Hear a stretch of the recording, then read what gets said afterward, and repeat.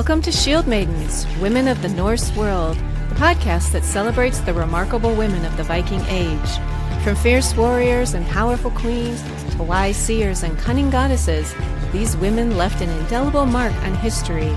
Join authors Johanna Wittenberg and K.S. Barton each month as we explore the stories, achievements, and impact of Norse women. Welcome to Shield Maidens, Women of the Norse World. This is episode 12, and it's our 1-year anniversary of doing this podcast. Yay! Happy anniversary! Happy anniversary. So we've had a lot of fun, and speaking for myself, I've learned a lot more than I'd anticipated. Every month I learn something new, or I rediscover something I'd maybe forgotten. It's been a really great experience for me. It has for me too. And I love research, and this podcast has, gotten me even more reasons to do extra research, and I just love it. Yeah. And, I think the research also gives me ideas too for my writing. I'll come across something for when I'm researching for an episode, and I'll go, oh, that would be really fun to have a character like that or have somebody do this. So it's just spurring my creativity too.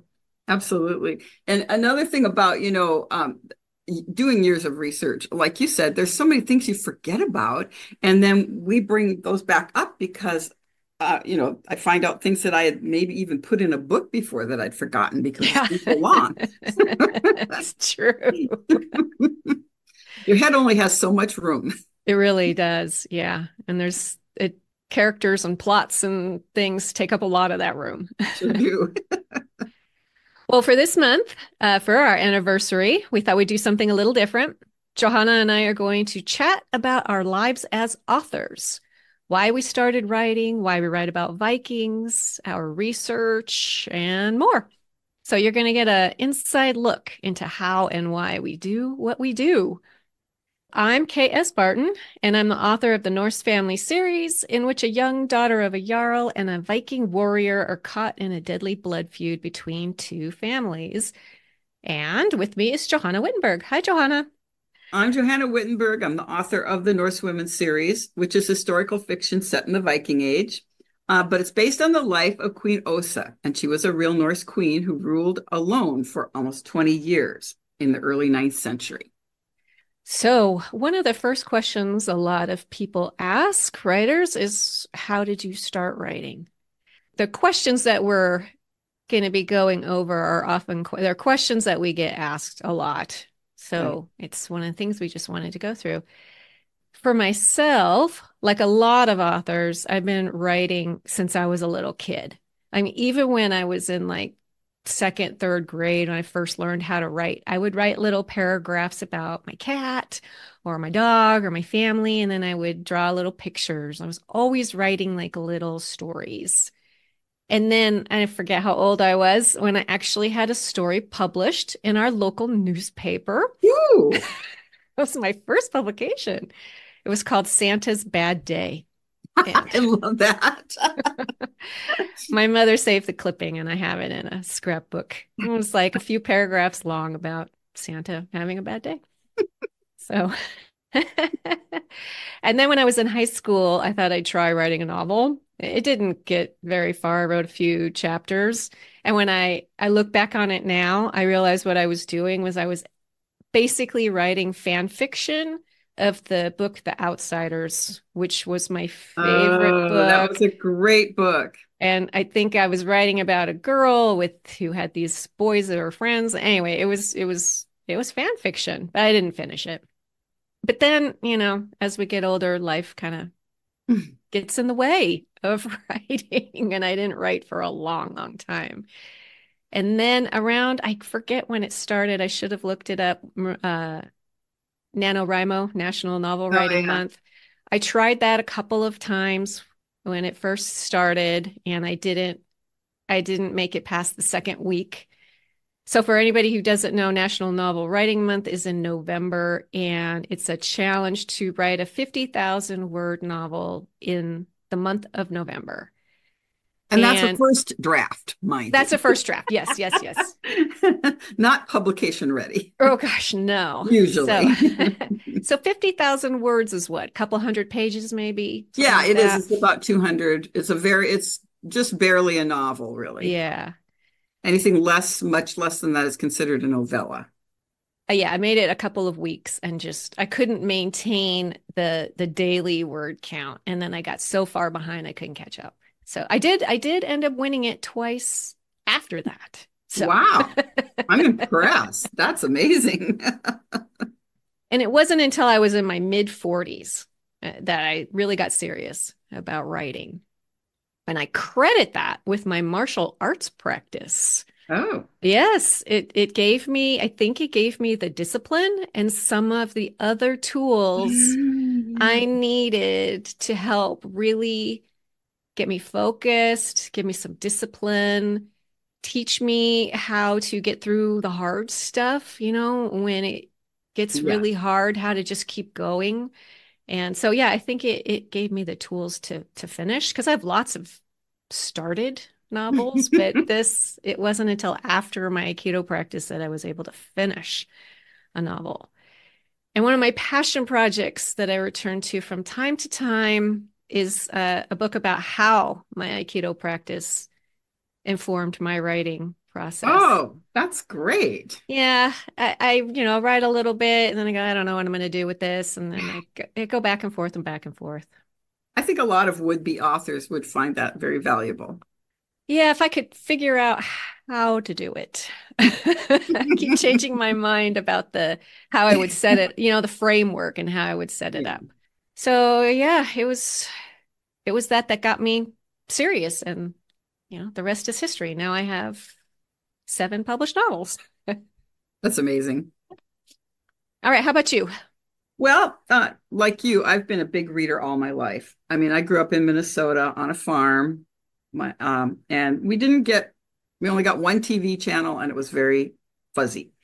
So books were really a very important part of my life from, supposedly my mother says I taught myself how to read before I got into school, but books were really, really important, especially when you grow up in those areas. And I always wanted to write. And I did a lot of writing over the years. I even wrote a sock drawer novel when I was in my 30s. But like you, I was just not disciplined enough. I was too impatient. I was too young. I spent quite a few years living on a sailboat and many as a cruising sailor, and that made it really tough to write. I bet. And then I spent quite a few years in the Merchant Marine, which has also made it difficult to write. Although I did write, but I just never really got anywhere. I just couldn't make it work. I didn't understand what I needed to do to really write a novel.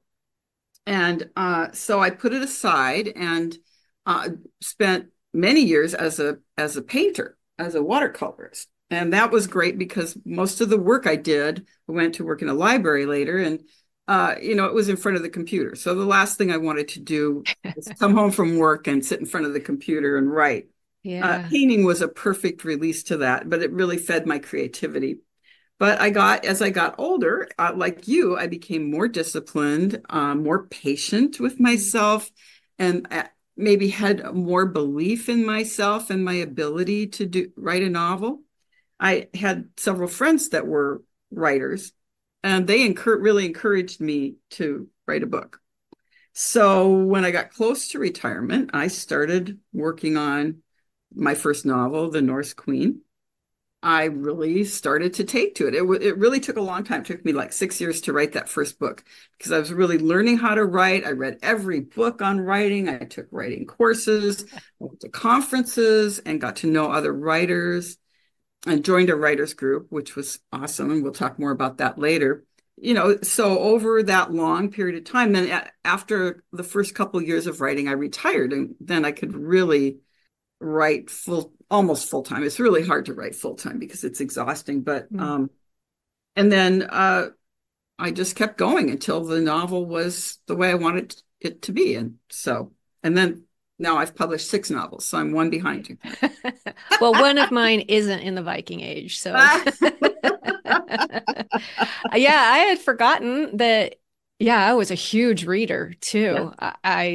Even though I was really active, I was a tomboy. I loved to be outside and ride my bike and to play all the games and stuff. I still love to read too. And I read all the I read The time. Lord of the Rings every winter I throughout. still read it in the winter, not Yeah, every winter, that's a but good winter book. frequently. Yeah.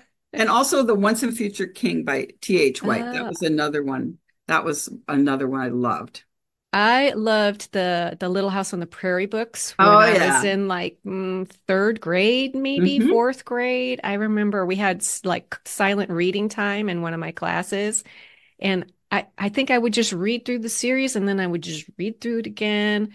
I Yes. loved the Narnia books when I was a Hmm. kid, and I also when I got a little bit older, I loved all the Judy Blume books. Yes. She was one of my favorites. So yeah, I'd forgotten about to mention reading. Yeah, reading was huge. And I think it did help sometimes to grow up without so many distractions, you know? Yeah. We just had a We few had channels none. of regular TV.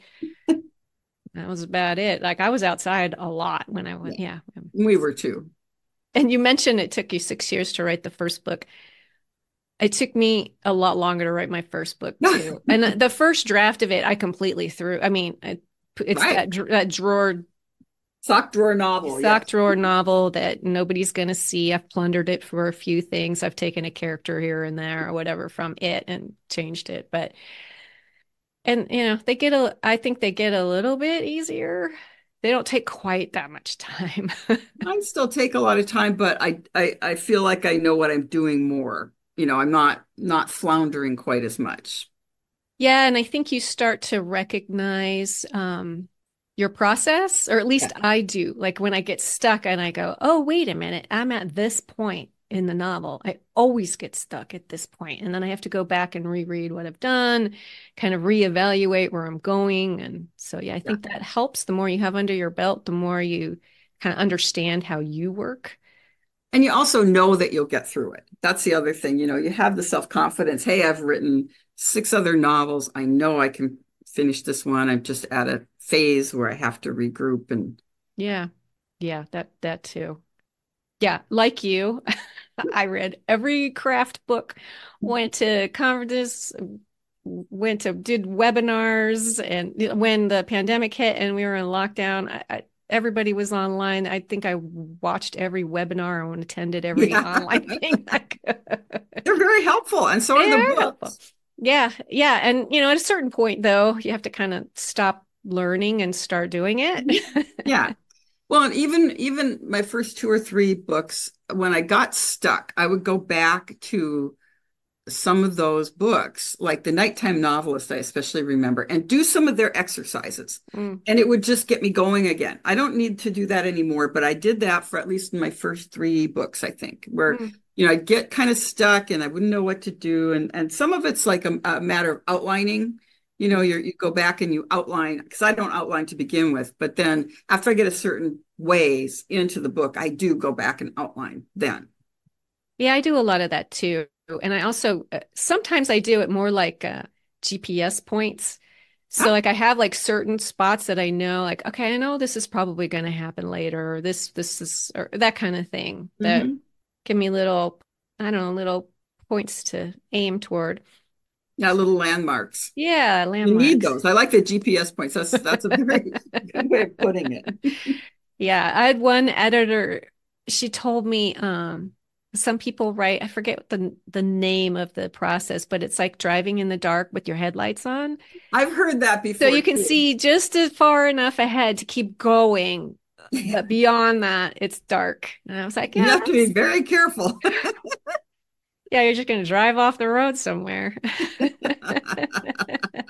I was in a blizzard like that once. I was following the taillights of the car ahead of me. That's all I could see. Oh And no. then that car ahead of me slid off the road very slowly. And, I was able to find the next set of taillights. Wow. Yeah, that was That's terrifying. nerve-wracking. And it was at night too, at night in Yeah. a blizzard. Oof. I had to drive at night once when it was really snowing hard. It was in Texas, and that was for this desert rat girl that was terrifying. Okay, so I want to ask you, so what made you choose Vikings to write about Vikings? Well, I was a Minnesota girl, of course, and Scandinavians and Vikings are very big there. But I have always loved historical fiction. That's been my favorite since I first started reading, and I love that escape into the past world. So for me, it was just a natural to write historical. But also, I really wanted to write about a time period when women did have rights and where they weren't oppressed and downtrodden. I wanted to write about a woman who stood up for herself and for other people, somebody who took risks and succeeded and wasn't just beaten down all the time. That was one thing I really have always had an issue with historical fiction because of the way women are portrayed in it, as if they never had any rights. And that's not true. Yeah. So and I learned that pretty young. So I really wanted a female hero, a female King Arthur, a female Robin Mm. Hood, somebody not Maid Marian, not Guinevere. I wanted her to be the the hero. And Queen Osa fit the bill. When a warlord killed her father and brother and forced her into marriage, she bided her time and then she took her vengeance, she took her freedom, and she claimed her kingdom and ruled alone for 18 years. So, she was the perfect person. And because that's about all that's known about her, there was a lot of room to elaborate. How So did how you about find you? Osa? How did you Oh, find Osa? well, it's interesting. My mother was an artist of Norwegian descent, and she started working the Viking Age art. She started reviving the old Viking art, like the carvings on the Oh, that's Oseberg ship. cool. Yes. Uh, And those are the borders on my books. That's I my, love your covers. We'll oh, get to that later. yeah. So mom actually went to Norway a couple times to visit their museums, and she created this series of images that revive the ornamental style of the Vikings that are in, especially the Oseberg ship. I was helping her with her research. I was in college at the time, Mm. and we both learned about Queen Osa at the same time. Unfortunately, there wasn't a whole lot of information about her, but it really piqued both of our interests. And mom then was once she completed her work, she was invited to display her art at the Oslo City Museum during their Midsummer Festival. And she took me and my sister and my grandparents along. We all went over there for this. And mom took me to the museums in Oslo. Mm. Big Doy is especially the one I remember, the Viking Ship Museum there. And that's where I saw the Oseberg ship for the very first time. I was Mm. just completely in awe. And that very likely was Queen Osa's ship. No one knows for sure, but it was the right time, the right place, and it very possibly was hers. If it wasn't hers, hers would have been very much like it. Mm. That's how I got started with Queen Osa. She is an amazing person whose story has been largely suppressed and Mhm. lost over the centuries, but she was a woman who triumphed. Nice. So, Wow. how about you? Wow, that was a really interesting story. Well, my intro into Vikings wasn't nearly so interesting or hands-on.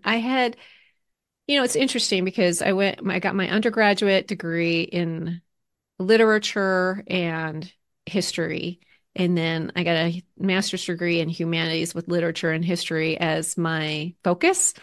But I never thought when I was trying to write a novel and I love reading historical fiction too. So it was like, why did it take me so long to figure out, combine this love of literature and this love of history and put them together? It was a roundabout way. In the early 2000s, I was teaching a class. I homeschooled my son until he was in high school. and I was teaching a class using the Harry Potter books as a portal into learning about mythology and some other things. So I had a whole bunch of kids. It was a really fun class, and then after it ended, I wanted to write like a book on what we learned because we and it was supposed to be like just a few months long, like 3 or 4 months long, and it ended up lasting like a year and a half. So we got so into Wow. me and all the kids, we got so into it. But anyways, I started working on that. I have a lot of what I've written on my website. I already knew a lot about Greek mythology. I mean, I challenge anybody to get a humanities degree and not learn about Greek mythology. Yeah. I mean, it's kind of impossible.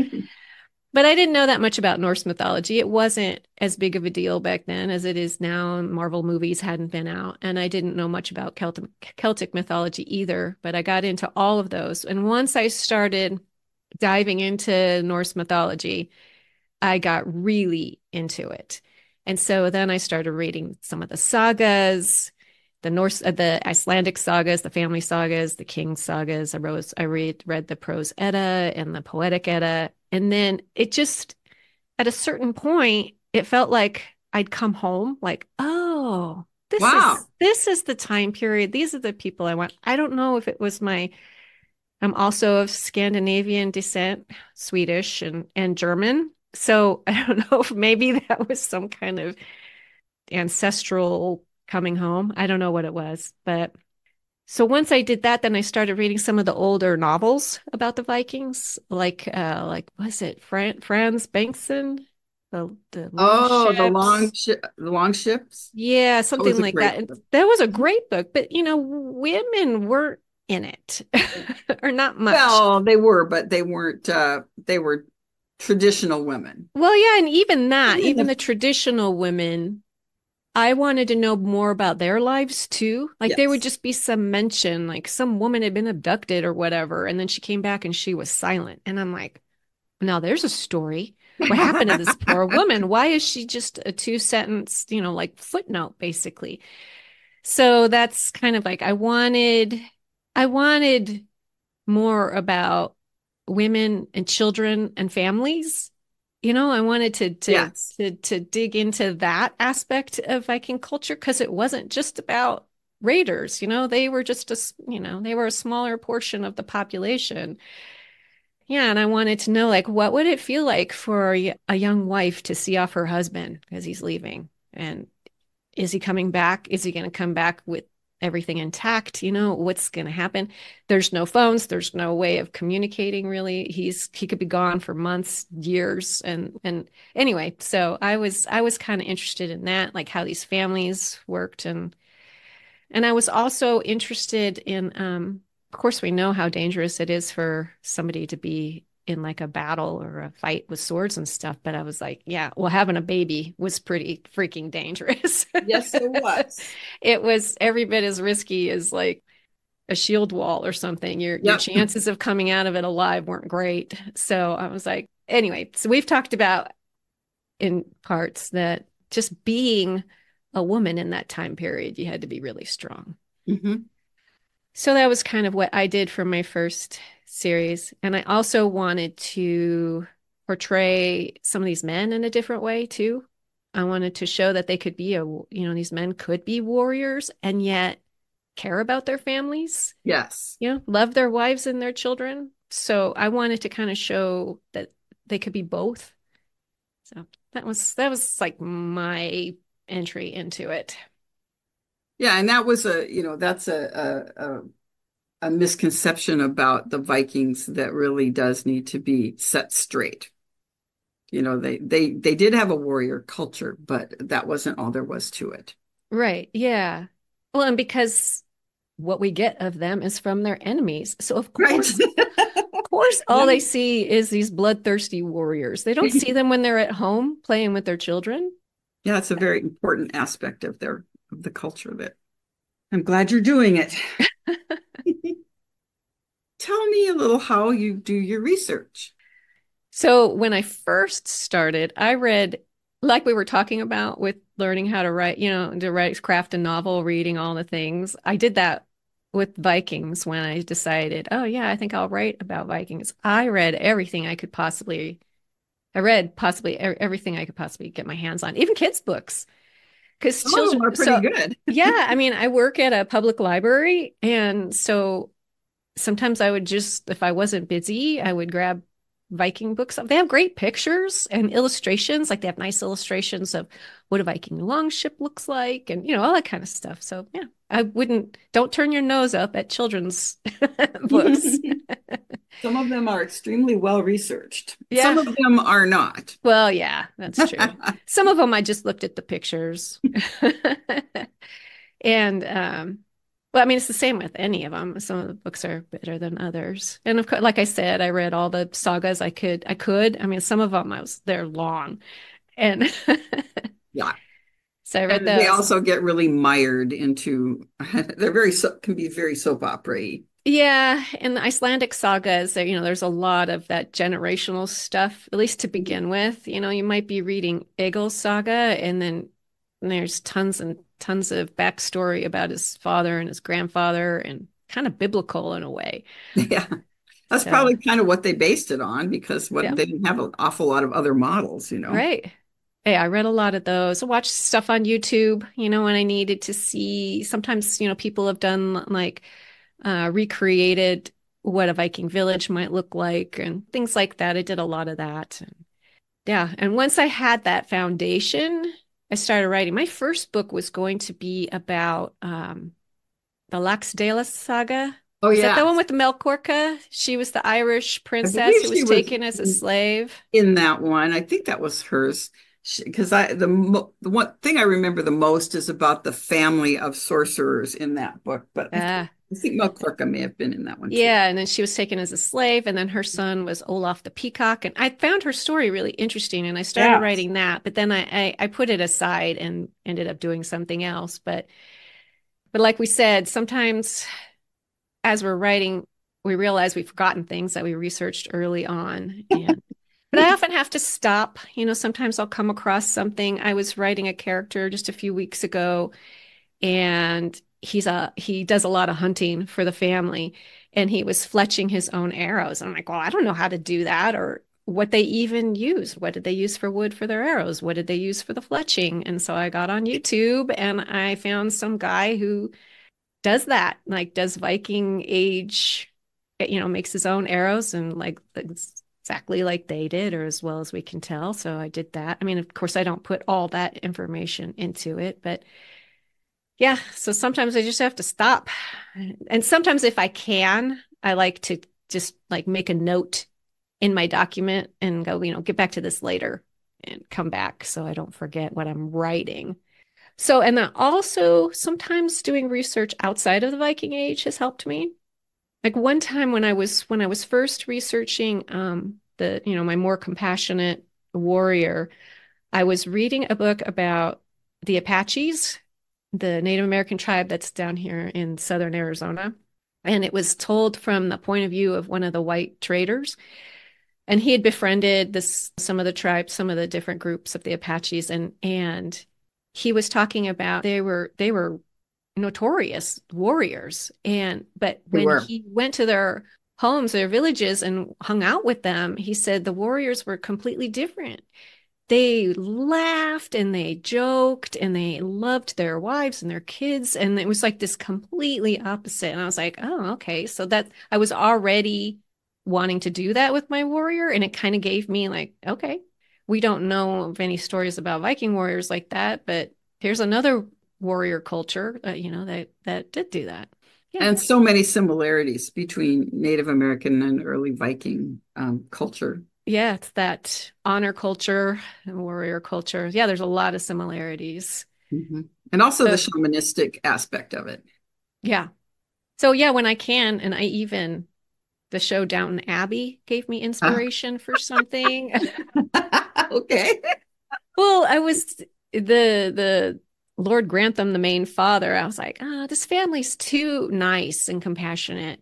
Surely they weren't all like that. And then my husband happened to say it starts at the top because he's like that. And like the family follows and the servants follow. And I went, oh, because I was writing about my two families that were warring, and I had one of them, they were different. And I thought, oh, it starts at the top. So I had the Jarl and the chieftain, and they were different. So the people who they had with them were different. So that was just a little spark of something that Yeah, they set the completely culture. unrelated that inspired me. How about you? Well, as I said, my mom took me to Norway for the first time when I was in college, and or right after I graduated, actually. But then when I started working on the novel, I went back twice more to Norway to do more research and to really spend time in the places I was writing about. It's hard. That's hard to do. It really is when you're traveling. But I did manage. I went to Tromøy, and it was kind of hard to figure out where Osa lived.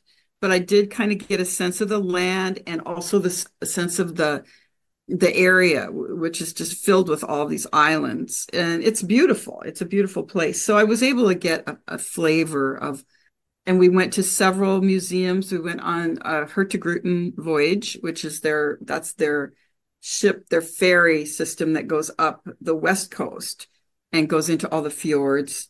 And I was able to actually go to a Viking feast. One of the excursions was in a Viking feast, and it was pretty far up north, but they had rebuilt a replica lodge, Viking lodge, that was extremely realistic. And the thing that impressed me, I got such a feeling from it because it was dark in there. There were people at their seated around, and they had a fire. And the fire it was not smoky in there. The wood was very well cured. It was actually really nice in there because I was kind of worried about the smoke. They fed us a traditional Viking meal, and then they had actors, who were portraying the Viking family, the chieftain and his wife, their slave. It was a great experience because, I got the feeling of walking into the place. This particular one was built on location in the Lofoten Islands, on the actual site where they found this original Viking hall. And it was quite a moving experience to go to that. There's several replica halls throughout Scandinavia, and I really, really recommend visiting them just because of that. They're so interesting. And also the voyage on the Hurtigruten ship, we went into all the different fjords, went all the way up around the North Cape, and got out at a town called Kirkenes, which was right on the border with Russia and Finland. And we also took a trip through the mountains. It's called Norway in a Nutshell. It's a train trip that goes through the mountains Oh, across nice. the spine, the keel, they called it. So and we also took a bus trip Hmm. because the train didn't go where I wanted to go. So we just took a bus trip all around the southern tip of Norway. So all those research trips really gave me a good feeling. But like you, I've done so much research online, and also books. I mean, I just have book after book after book about Scandinavia, and also watching the show Vikings, which they really diverged quite a bit from actual history, but the very first couple seasons were very well done. Hmm. And there again, we got quite a portrayal of what their life might have been like, what their buildings were like. Uh, and the first couple seasons were pretty accurate. And then it was later that they kind of went off on their tangents. But the first couple seasons, they came out while I was writing this first book, and I found them to be very, very helpful. I had to stop watching it because I was right in the middle of writing my first book, I think, and it was messing me up. So sometimes I can't get too deep into something that's in the same time period as what I'm writing, or else I start like taking on what they're doing. And That's funny because that doesn't happen to me. I just yeah. find it really enhances my experience. So I've read almost, most of the books about Vikings, fiction and nonfiction I've read. I did have to quit watching Vikings Valhalla just because it was way too. Yeah. But yeah. So anyway, Well, I did go to Birka Island in Sweden. I did go to Sweden and one of the lakes.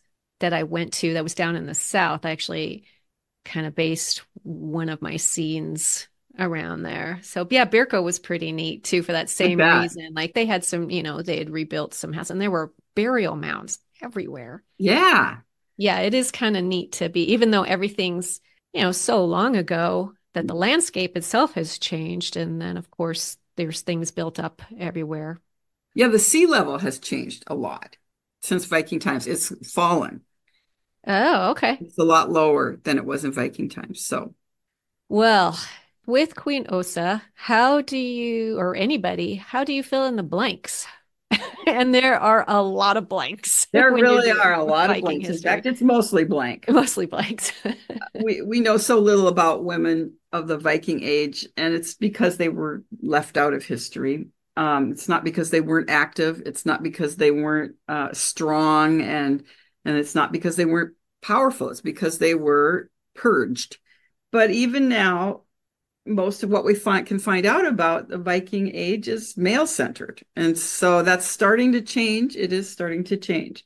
But the Oseberg ship, which was found in 1903, it was discovered in 1903 and excavated through the next year, 1904.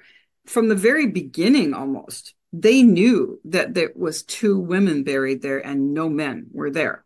The ship was full of artifacts that told you all about these women's lives. And that to me is was the biggest help to fill me in about Viking Age women. I mean, there was a complete set of kitchenware. I mean, like, Mm. there was even a kneading trough for bread, a wooden kneading trough that still had the remnants of the flowers in it. The flour in it. There was a barrel of apples. There were berries, walnuts, I believe. And they also had they had beds, several beds. They had three elaborately carved sleighs. They had chests that still contained some of their equipment. They had all the weaving equipment was intact, including tablet weaving and an upright loom. There was a chair, which was rare. Chairs were quite rare in the early Viking age. There was a cart that was quite old. All these things. And then there were also fragments of these women's clothing, even though the grave had been disturbed. But I think the biggest thing was the Oseberg tapestry. It portrayed women as priestesses or shamans, sorceresses. They also portrayed women warriors in several places. Some of them were dressed up in costumes, just like the men were. They had men in bear costumes. They also had women in boar costumes, which is sacred to the goddess Freya. So the Oseberg tapestries are these long pictorial. It's about the only thing we have that shows how they dressed, how they acted. We don't know if this is a ceremony or if it's portraying a war. We don't know, but we just see all these characters dressed up, how they're dressed, and what they're doing. It's like it's like the Bayeux Tapestry, very much Hmm. like that. So we get so much information from that, which has been kind of ignored for a long time. And now it's becoming a subject of research. Fortunately, there were some great drawings and watercolors done shortly after excavation that really preserved the colors. And because so many of the fragments now are really deteriorated beyond, you really can't tell much about them anymore. Another one is that archaeology is really coming along. And of course, BJ 581 in Burka, which was always supposedly the grave of this great male warrior chief, turns out to be a woman's grave. That was quite an eye opener. There's a lot of things that you can kind of glean. Another one is the Icelandic laws. So most of the laws weren't written down until after Christianity. So there's the Icelandic laws of the 12th century called the Grey Goose laws or Gragas laws, and it forbade women from dressing in men's clothing, cutting their hair short, and taking up arms. Mm. So that So kind of that meant goes it, to, yeah, that yeah, meant, that meant they really did that. yeah. Otherwise, they wouldn't outlaw it. So, there's all these little things and then little scraps in the sagas, little scraps in the legends that you can pick up. We did a whole thing on women warriors, a whole podcast on women warriors, and talking about all the little scraps and fragments that we picked up about them. So yeah, it's just gleaning scraps and putting them together. Yeah. So how about And you? well, yeah, I do all that. And I also, because I like to write about like family relationships, I also just take my own emotions and my own Mm, experiences and I just kind of go, well, how would I feel in that situation? And I try to, and I think that's maybe why writing kind of came together for me when I was a little older. I had some experiences under my belt, I yes.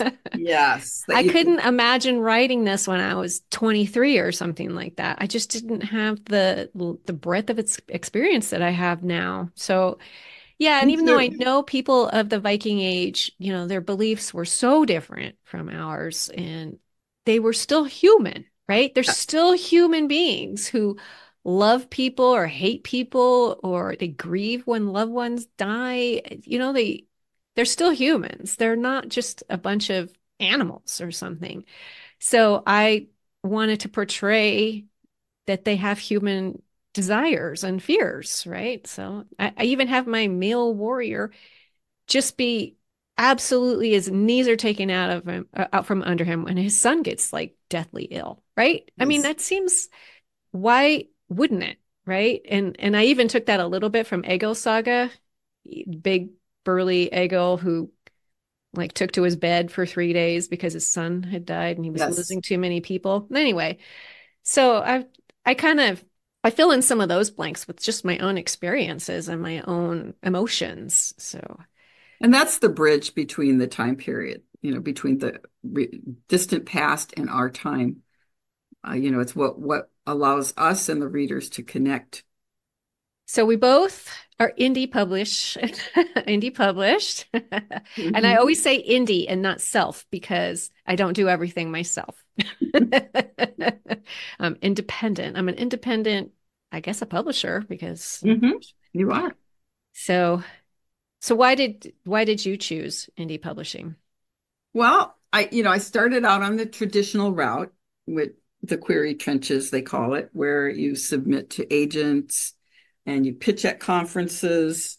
And I really felt like, although I did have in the back of my mind that I might indie publish, but I really think it's a good thing to do, even if you don't succeed, and most people don't succeed in Yeah. that. It's the odds that you're going to get picked up nowadays by an agent is very slim, and then they still have to sell your book and get a decent contract. So there's a lot of disadvantages to being traditionally published. It there are a lot of disadvantages both ways. But Mhm. I followed that for 2 years, and I'm glad I did because I really came to understand the market. I got a thicker skin. I was able to, it gave me a lot of perspective on my book. I learned so much from pitching. The first time I pitched in person, they kind of just laughed at me. Vikings? Are you kidding? Oh, I mean, this was, ouch. of course, well before I published my books. Like, women hate Vikings. Nobody's going to buy this book. I mean, and this one nice man agent, he turned me down right in the first. This was a timed pitch. We had like 10 minutes, which is an awfully long time. Yeah. And so he turned me down in the first 2 minutes, and then he said, "But tell me more about this. This Queen Osa. Is she a real person?" And he drew me out and asked me all these questions. And by the time I was done talking to him, like 8 minutes worth, I had I realized he was helping me revise my pitch without actually saying so in so many words. So I went back to my hotel that night. I rewrote my pitch. The next day, five agents asked me for partials or, to send them a query. Wow. Yeah, That's a big because I deal. changed my Yeah. pitch. Yeah. To this day, I still use that pitch that I learned from that agent for my blurb on the back of my book, for my any of my marketing, because he taught me this is what people are interested in. She Mm. was real, number one, and other little things. So you're not losing out on anything if you spend some time in the query trenches and still don't find it an agent or a publisher because you learn a lot that way. I really did. But just don't let it, I didn't let it discourage me. I really Hmm. didn't because I knew very well how difficult and what the odds were, especially since all they wanted at that time was World War II and Oh, Tudor. And that was it. yes. That was the be all and end all of historical fiction, and nobody would touch anything else with a 10-foot pole. Now, that was just about the time that the series Vikings came out. And of course, Lagertha became, a sensation. And that was great. That didn't hurt my books a Hmm. bit. But anyway, I had friends that were in self-publishing and they were really encouraging me to do it. So I had some friends in the Historical Novel Society, email friends or Facebook friends that also helped. And they helped me find the resources I need to self-publish. And I call it self-publishing because I pretty much do everything. I'm the publisher. I do all the marketing. I hire my own editors. I hire my own cover designers. We'll talk more about that later. But yeah, yes, I'm indie published, but I'm a self-publisher, and I like that whole. I love the artistic control. I don't like giving that up. And my audiobooks are produced by Tantor Media, and it was really difficult for me to let go of that Mm. and let them do things their way. But I love to learn to do these new things, how to do these things, running the mailing list, the marketing. Some of it is at first it's just overwhelming, but after a while you start to you know how to do all this stuff, and it's really fun once you learn how to do it. I really like it. It's very creative, and to me it's all part of the package. All the Hmm. marketing, all these things that you have to do are good. The other thing is, my reader base is mostly women my age, in my age group. So I can really relate to them. They're definitely people just like me, and they really want to connect with their inner Viking. These women really do. There are definitely male readers too, but people want that. They want, like you said, they want to connect with these Vikings as real people, Hmm. not as just these legendary bloodthirsty creatures, but they want to be able to transport, be Hmm. transported to a different time and place. So that's my story. How about yours? Well, I didn't go the traditional route. By the time I was really getting, close to finishing that first book, self-publishing was established enough that I Mm-hmm. was like, you know what? I don't even think I'm gonna even bother. I'm just gonna go straight to it. So that's what I did. I joke sometimes that the best thing about indie publishing is that I'm in charge of everything, and the worst thing about indie publishing is that I'm in charge of everything. Very well put. That is the truth. That is Yeah. the truth. I mean, like you, I wanted to retain control of my intellectual property. So, and I don't know. It's usually like 7 years or so, isn't it, with a Hmm. traditional publisher? And I just didn't want to. I'm not a Well, control freak either, and so I don't know why it was so important for me to hang on to that control. when you look at what, especially when all they said is, well, you have to turn this into a romance novel, or we Mm. can't sell it. They would repackage, Yeah, and they also tell you how to write in some yeah. to a certain degree. They really do. So, I'm glad that I indie published, and obviously you are too. Every now and then I've thought, oh, maybe I should try with such and such book and maybe see. And then I go, no, I'd rather just get on with writing the next book than go into those query trenches. Yeah, and it's so easy now to find a editor or a cover designer. You can hire people, virtual assistants to do Yes. anything. Formatting your book. I'm lucky that my husband does a lot of that. He formats my books for me and does a few other things, but they're everywhere. They are. It's a whole industry, and that's a really good thing because Yeah. at the beginning when indie publishers first started, it was not easy. It was very difficult. Now it is quite a bit easier. It's still not like falling off a log. You still have a lot to No, it's learn. still a lot of work, and there's a learning curve. There's a pretty A significant huge learning curve. learning curve. But Yeah, even things like, services where if you want to offer like a free book or a story to somebody, you can do that. And you don't have to be the one to do tech support. yes, you can pay for this service and you can offer it through there. And then if there's a trouble, they handle it. So you don't have to do things like that. So that's that's been right. really nice too. But yeah, I actually like writing my newsletter Hmm. and things like that. And I really enjoy sometimes making graphics for, just to post things on social media. Sometimes. Depends on how much else you have to do, right? Yeah. Yeah, it was kind of overwhelming at first, but now it's great. So, what's your writing routine like? My writing, well, it evolved and it also sometimes changes with the season. So like in the summer, I have to get out and do any outdoor things early in the morning. So, but Mm. anyway, but I'm mostly a morning writer. Lately, I've been starting around 7 a.m. and I write for an hour, hour and a half, maybe, take a little break for breakfast, and then I return to writing around 9-ish and I go until 11:30 or 12. And I do the Pomodoro method. Have you heard of that? No. It's you write for a certain like a block of time and then you take a break. So I do a Okay. 25-minute block of writing and then I take a 5-minute break. So I even set a timer and it goes off after 25 minutes. I get up from my desk. I walk around, I do some maybe little exercises, throw a song on, dance around, play a song on my drum kit, do a small chore, anything to get me up and moving and away Hmm. from my computer. And then it's back to a 25-minute block. That's And that's, great. yeah. So, do you use And an outline? nope, Me not neither. really. Me neither. Nope. And then in the afternoons, I don't hardly ever write it later in the day. At once 2 o'clock hits, I'm done with writing. I can't really do it. So I'll do other things in the afternoons. So that's when I write my newsletter. That's a different kind of writing. Mhm. I'll work on this podcast, whether it's research or editing or whatever.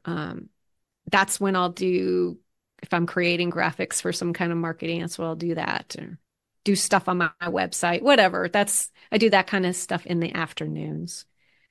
So how about you? Yeah, I'd say I'm very similar in that respect because I really can't write in the afternoons. I just hit a mental wall. I can't be Mm-hmm. creative. I have to do it in the morning. I'm not really a morning person, so I usually don't start until maybe 8:30 or 9. And then I write usually through lunch and then at some point take a break. I do take breaks just like you do. I don't have any set time and I'm a very slow writer. I mean, I really do get distracted by research. I get distracted by a lot of things, but that's kind of the way I am. And I sort of go off into this other world and immerse myself as much as possible in this world with no outline, as you said. And people call us pantsers, but they Mm-hmm. also call us discovery writers. And I like that that better. is what I really love about it. I could never write. I honestly could never write with an outline. I do go back later and outline once I've got like kind of a almost a first draft or maybe a little less than a first draft, I go back and I impose some kind of order on this chaos Mm-hmm. using whatever, Save the Cat or The Hero's Journey or something. I don't try to make it fit perfectly, but it helps to make more sense of it. But I write every day, but only no more than 4 hours a day. That's about all I can manage, but I think about my book all the time, Me too. constantly, Me it's too. always, and that to me, that is probably more than the writing. It's that's the real work of the story. It Mm-hmm. comes to life inside you, Mm-hmm. in your mind, the characters. But what I love about being a discovery writer is I love the way characters just sort of pop up out of nowhere and they all of a sudden they're very important characters in your book. Like in this last book, an Irish harper appeared in my book and his whole story was right there Mm-hmm. and I knew what he was going to do in the next book. I knew he was going to carry on as a character. I mean, he's a secondary character, tertiary, really, but he just was alive. And Rangild, my shield maiden, she was the same way. She just sort of popped up out of nowhere and she became this whole thing. Yeah. So I love that. And I also love when these ideas occur to me in the middle of the book and I can put them in because I don't have outlines just make me nervous. Yeah. They stress me out so Yeah. much. Even though I know other authors very sensibly say, well, I have this outline, but it's a loose outline and I keep changing it, but I can't even do that. It hurts me. But when I'm all done, then I do go back over it and I really do try to impose some sort of order on the chaos. Ultimately it works. I'm not too hard on myself. I don't expect it to be, I'm not rigid in any. Yeah.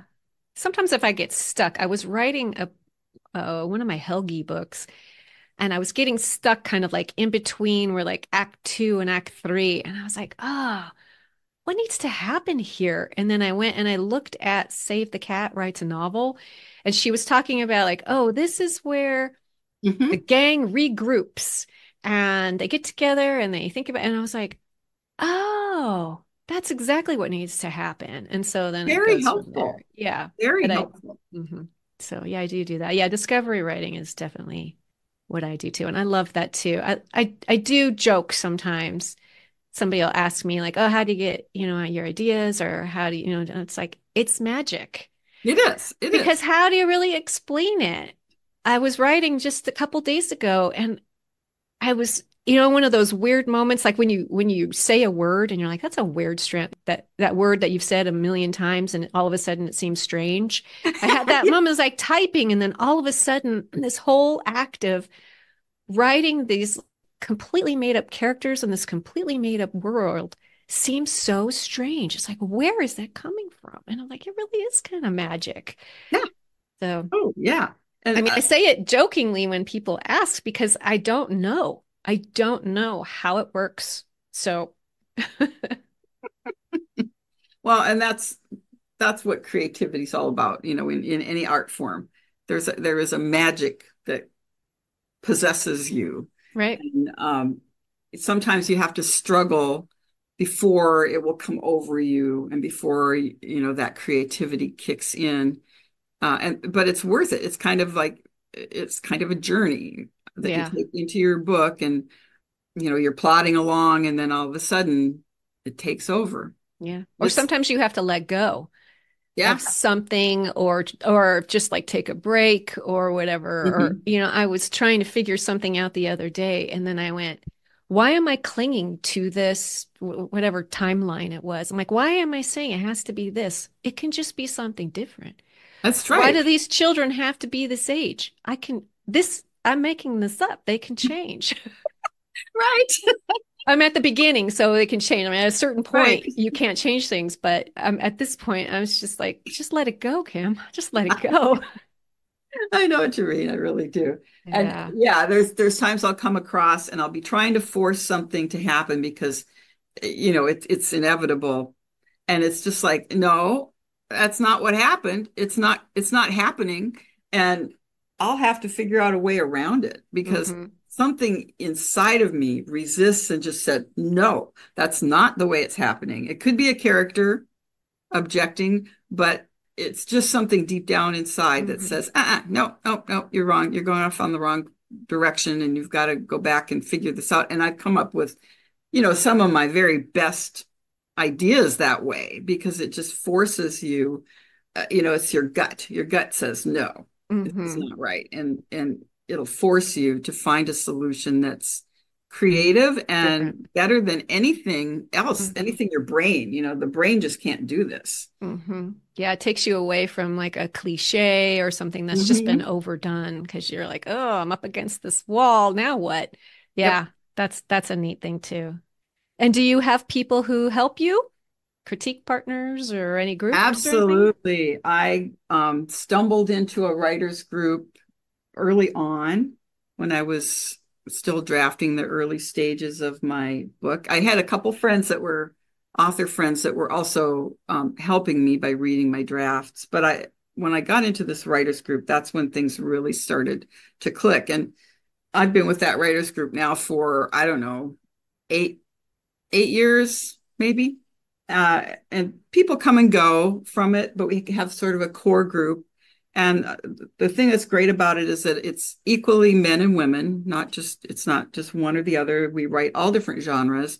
There's a lot of science fiction and fantasy, but also cozy mystery and regular mystery.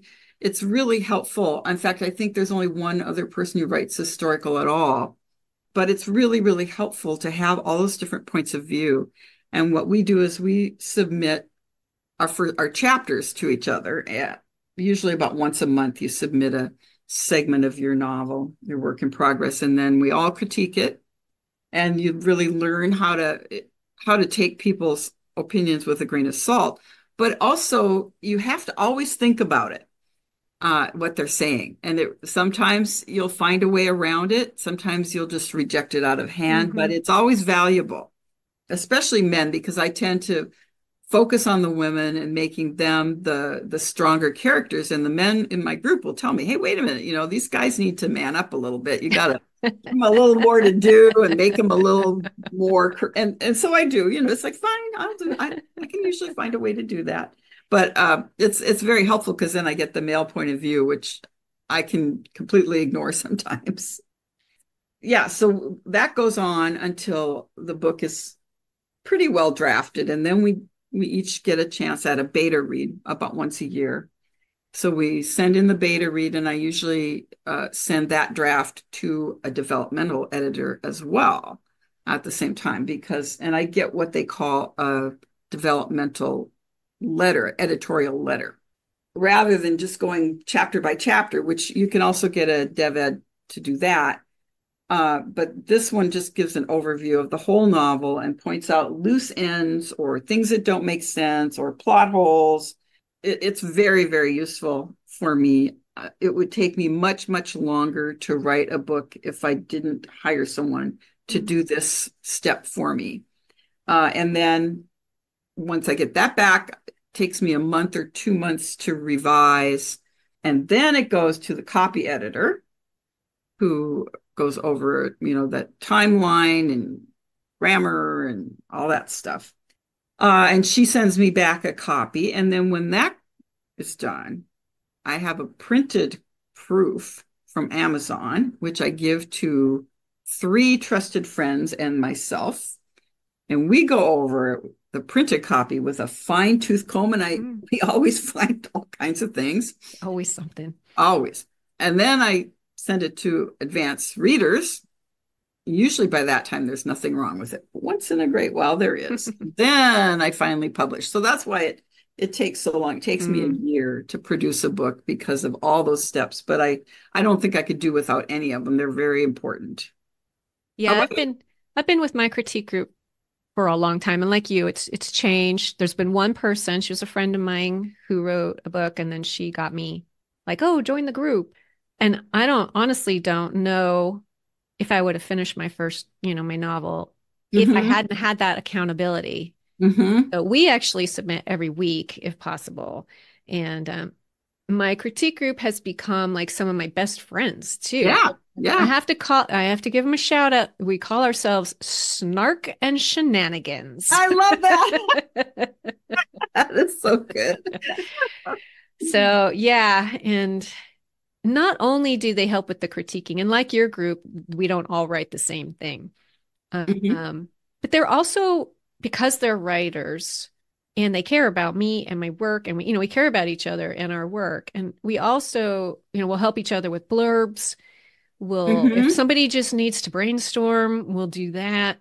If somebody's Mm-hmm. having some issues, we'll help with that. And it helps to have writer friends like that because, your friends and family can be supportive of your writing, but unless you're an actual writer, I don't think you can, it's harder to understand the Yes. challenge involved in writing a novel or a series or whatever. So my critique group has talked me off a ledge more than once when I've been Yes. like, why am I doing this? It's Hmm. hard. Or they're understanding when, like, lately I've been switching, like, I'm going to write this project now. No, no, I'm going to write this instead. And they're like, okay, just send us whatever you have.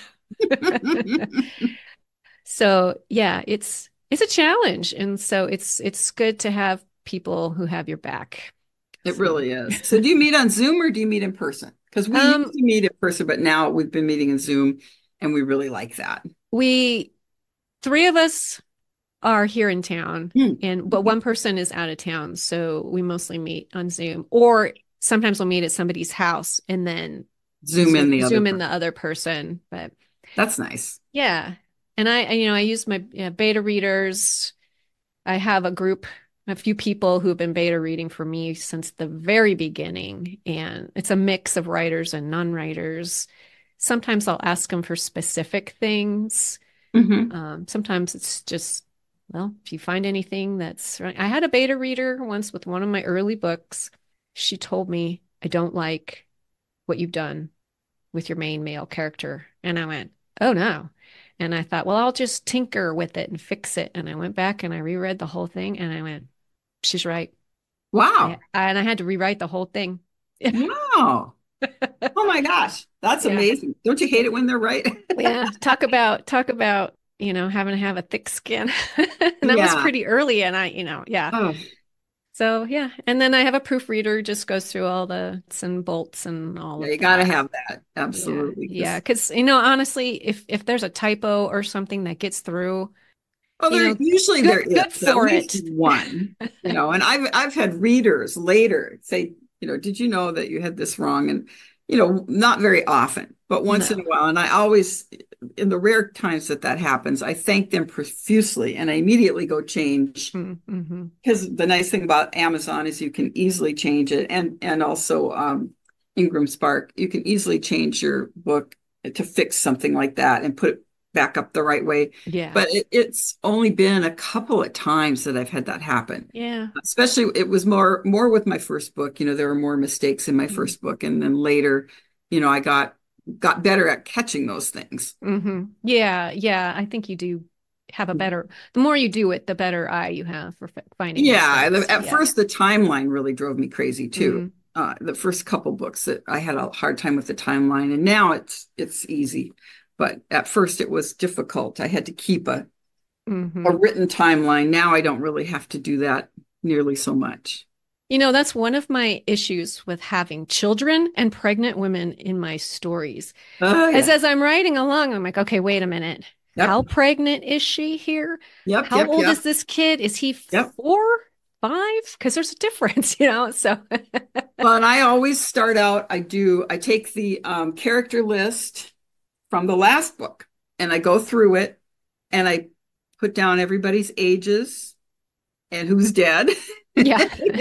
and I also check the names because in this last book, my Harper had the same name as a guy, as a main character, or not a secondary character from one of my earlier books. Hmm. And the copy editor said, "Did you mean this to be the same person?" Or so I actually changed his name because I realized, yes, I could make it the same person, but here I am at the end of the book. I don't want to do that. And I had a whole backstory for this guy. And even though, they don't have that many names in old Ireland, I mean, a lot of people had the same names, but I thought, okay, I'll just change the name. So I did. I just did a search Yeah. and replace and changed the name. But she, my copy editor caught that. I had no idea I had done that, but she has been my copy editor this last book and this book. So two books. So she had fairly recently read all my books, and it was Mm. a lot fresher in her mind than it was in mine, and that was very helpful. Yeah, the names are tricky because Mm-hmm. I've had to change some names because characters went from being more, I've maybe not as important as they were. And I was like, I don't want to use this name and Yes. waste this easy Yes. name on somebody who's not going to be important. So Yep. I try to have my main characters have relatively easy names for modern Mm-hmm. people to pronounce. in their Yes. heads or whatever, and then give secondary characters and lower harder names. And the less time that a character has in my books, the harder their names are. That's a good rule of thumb. No, I like that because you're right. Some of those names are incredibly difficult to pronounce. And Hmm. also for the Irish, I use the old Irish spelling, Oh, the real yeah. Irish spelling, not the anglicized version that's much Mm, easier for English speaking person to pronounce. But and sometimes, of course, there's numerous different spellings. The first book I wrote, The Raider Bride, was crazy as far as trying to figure out what the right spelling for these names mm. and some of the rules. And all I was using was names. I didn't use very many. I used a word here and there of Irish words, just here and there, but mostly it was the names that, wow. So I'm really glad that my copy editor is up on those kind of things. And she also is well versed in Celtic and Gaelic Ah, languages as well as Old Norse. So well, she's that's handy. Yeah, and I didn't have that before. So I had to be the expert on that. And Mm, that can be, as you probably know, that's hmm. difficult. So it's nice to have somebody who Familiar. understands a little bit more. Yeah, when I wrote my novel that takes place in 1984 in the US. It Hmm. was so nice to just be able to grab names. I mean, I did do some research, like what were the most popular names in like Yeah. 1967 or whatever. But it was nice just to be able to go, okay, this will be their name and not have to do a bunch of research. And Yeah. like, I can only use, it was refreshing. I can't imagine what that's like. Yeah, it was kind of Never nice. tried to write a modern age novel. I guess I've written some short stories that were modern, set in the modern Yeah. times, but um Well, you mentioned your cover. You get a professional to do that. absolutely. So Me too. I have a degree in fine art and I've been a working artist for many years and as was my mother, but I would never design a cover myself because graphic designers know things that the rest of us don't know and they are trained in certain ways that I'm not. But fortunately, I was able to find a cover designer who would work with me really closely. So first of all, he agreed to use my mother's artwork on the cover. And then secondly, I was able to choose my model and Mm. really to dictate there. He was very happy to work with me. And so I've been really happy with that. But the covers really manage readers' expectations. They're very important for that way. I don't want anyone to expect this to be a traditional romance novel with a happy ending, happily ever after ending, or any of the traditional things. So made sure there was a woman by herself on the cover, holding a sword, wearing armor, but it also had kind of, a little bit of a fantasy feeling and a little bit slightly romancy feeling. Not that it's a romance novel, but that it's that transporting setting. Mm.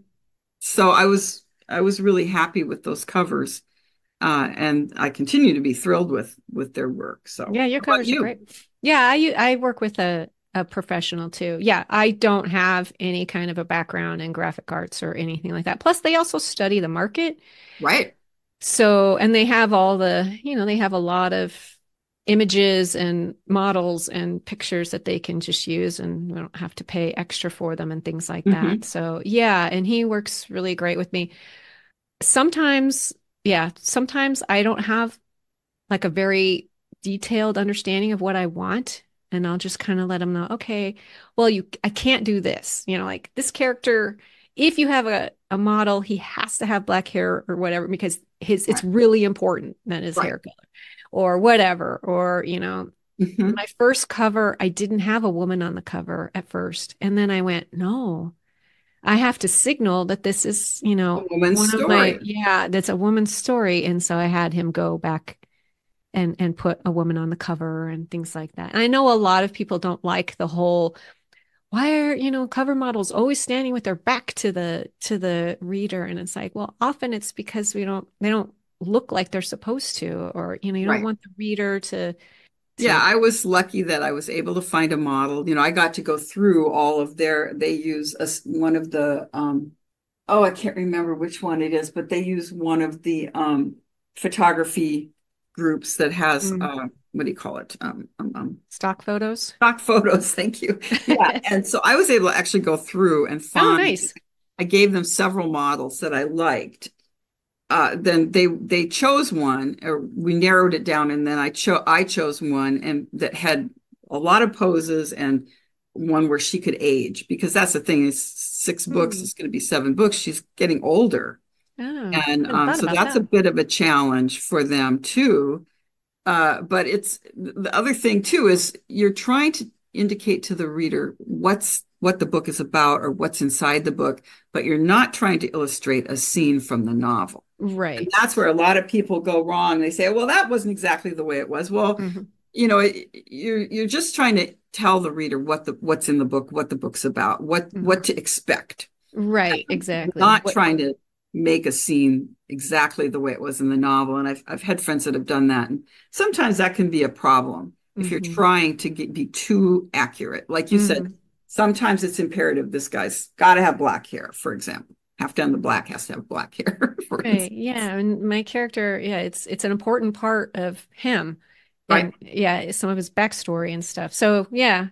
So it's like either he has to in one of my covers, he's in shadow. Well, any other I guess that I really have to say, my relationship with other writers has been probably the best part of my writing experience. And I don't think I could have done any of this without support from other writers that I've met Mm. at conferences or online, Facebook friends, and as well as my writers group. Writing itself is a solitary endeavor, but it doesn't have to be, you don't need to be isolated. Right. Yeah. Lonely. Hmm. Right? It's not lonely. It can be very fulfilling and friendly. Yeah, absolutely. Especially in the indie writer sphere, I Hmm. find it's Hmm. very open for the most part. For the Yeah. most part, yes. I always, whenever you get that question, like, what advice would you give to somebody just starting out? And mine's always like, find a community of other writers. Yep. They don't even have to be writing in your same genre, even though that Yeah. can In be fact, great, sometimes it's better that they're not. I mean, it's just, yeah, you're all in this together and you can share, what are you doing for this? Or what books do you read for craft? Or what are you doing for marketing? Or are you advertising? All that kind of stuff. It's nice to be able to share. And it's nice when and also getting a little farther down the line. I mean, I had somebody reach out to me the other day, like, oh, what were you doing, to promote your books or whatever. I'm like, okay, Hmm. here's some of the things I've done. And Hmm. so it's nice to be able to pay that back too. It is because that's how I got started. As other Right. authors very generously sharing everything they knew with me, and usually they're very glad to do that, and Hmm. it's very helpful. Yeah, it's nice. And you can find those anywhere. I mean, I'm in some Facebook groups. I am in some groups on Slack and just anywhere you can find, of course, in person too. Yep. Yeah, I think you definitely need a community or it's just going to be so much harder than it Yes. needs to be. Yes. Yes. Yes. Because really, I think that's one of the greatest joys is communing with other authors and sharing your ideas. And Yeah, absolutely. Yay. Well, that was fun. it was, After doing this for a year and we haven't ever really gone into like what we do. yeah, We're always talking about all our Norse people. yes. But we will get back to that next month. So next month we're going to be talking about the different parts of the Viking soul or spirit or whatever you want to call it. Yeah, they had some interesting beliefs about your soul. What would they call it? I think Is it? it's the soul, but the soul had 3 parts, and we've Mhm, mentioned this before mhm. briefly in an earlier episode. But their soul had 3 parts, and I think we can get into that more Yeah, next time. But also their relationship with the Sami people and how the exchange of culture and ideas and magic. So this will be about magic, but also just about their their beliefs. beliefs of the afterlife, their beliefs of what survived after death, all those things. And what you were born with and everything. Hmm. Yeah. Hmm. So great. It was so good talking to you. Yeah. All right. Well, and we will see you next time. Okay. Thanks for listening. You can find Johanna at johannawittenberg.com, where you'll find a free short story, a prequel to her Norse Queen series. And you can find me, K.S., at ksbarton.com, where you can also find a free short story from me, a prequel to my Norse family series. See you next time.